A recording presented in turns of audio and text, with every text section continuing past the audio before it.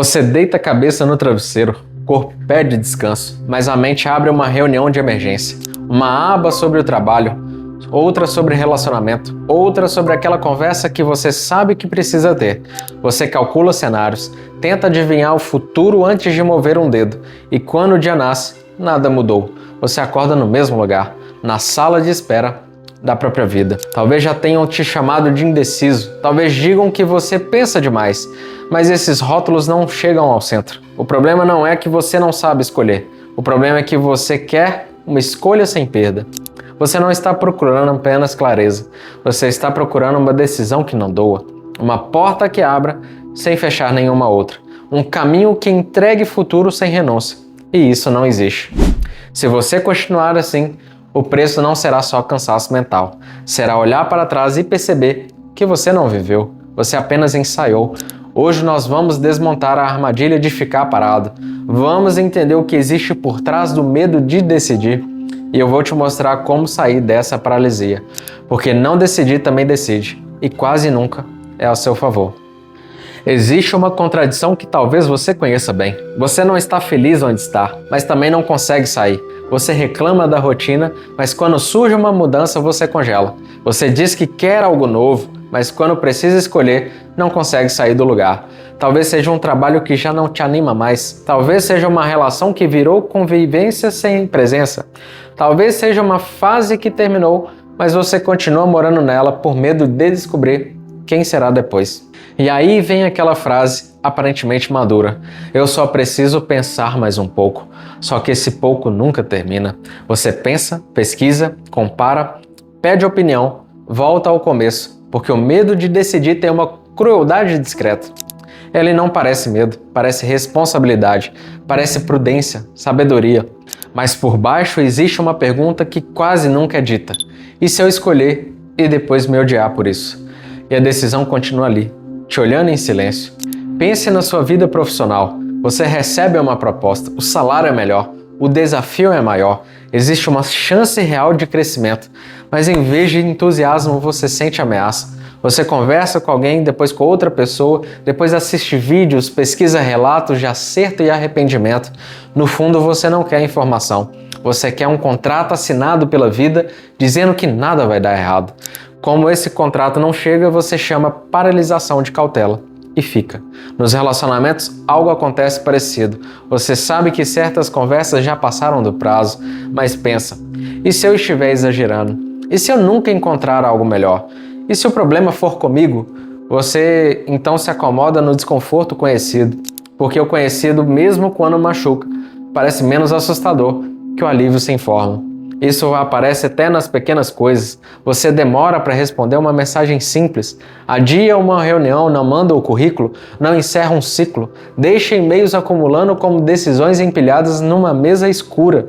Preparação em excesso pode virar procrastinação com roupa limpa. Você parece ocupado, mas está girando. A sabedoria eterna ensina que quem observa demais o vento não planta, e quem passa o dia olhando para as nuvens não colhe. Isso não fala sobre agricultura, fala de vida. Porque sempre haverá vento, sempre haverá nuvens, sempre haverá um dado faltando, uma opinião contrária, um risco escondido.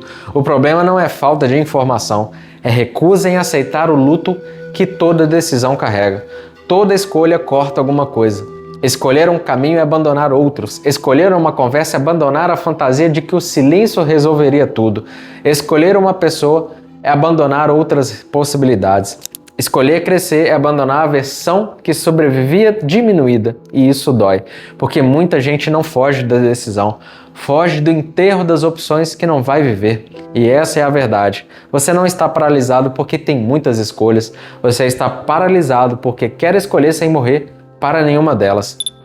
Mas a certeza não vem antes da decisão. A certeza é construída depois que você começa a caminhar. Antes da decisão você tem sinais. Depois da decisão você tem direção. Então se pergunte com honestidade: o que você está buscando? Qual é o custo e qual atitude te devolve ao governo da sua vida? Porque ficar em cima do muro parece neutro, mas não é. o neutro também escolhe. Ele escolhe o atraso, escolhe o desgaste, escolhe deixar outras pessoas decidirem o ritmo da sua vida. Agora, se isso está colocando nome em algo que você sentia, fique comigo até o final, porque os próximos minutos não são sobre motivação, são sobre direção. E se este canal tem te ajudado, deixe seu like no vídeo e se inscreva aqui. Aqui a gente não maquia emoção, a gente encara o que está por trás dela.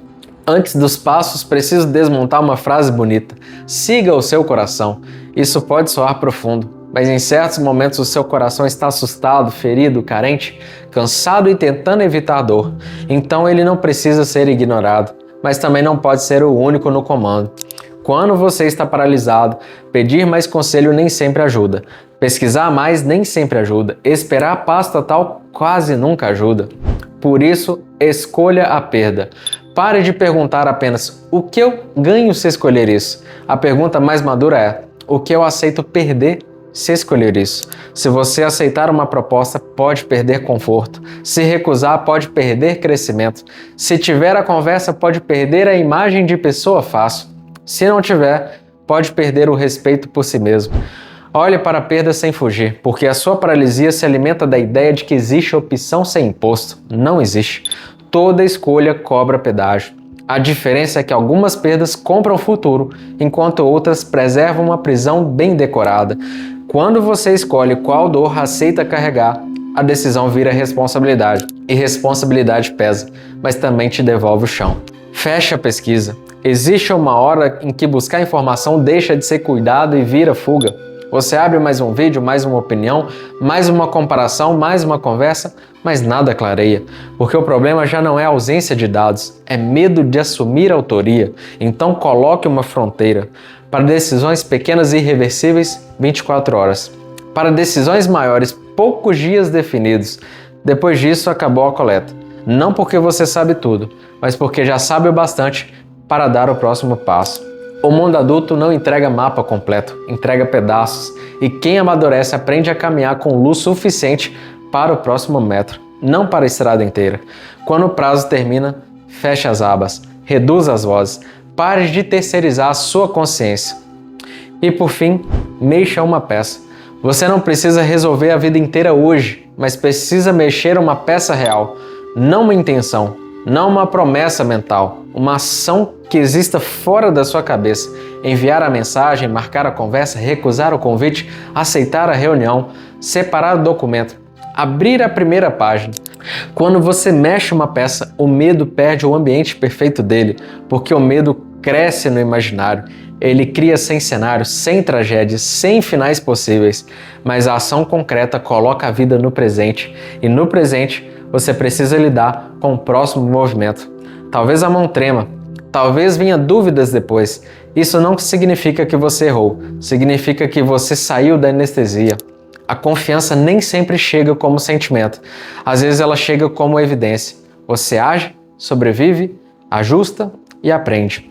A vida não funciona como uma planilha, você pode calcular riscos, mas não pode eliminar a vulnerabilidade de estar vivo. E talvez seja isso que você precisa aceitar. Agora mande este vídeo para alguém que está há muito tempo dizendo que só precisa pensar mais um pouco. Talvez essa pessoa não precise de mais uma opinião. Talvez precise de coragem para aceitar uma perda e dar um passo.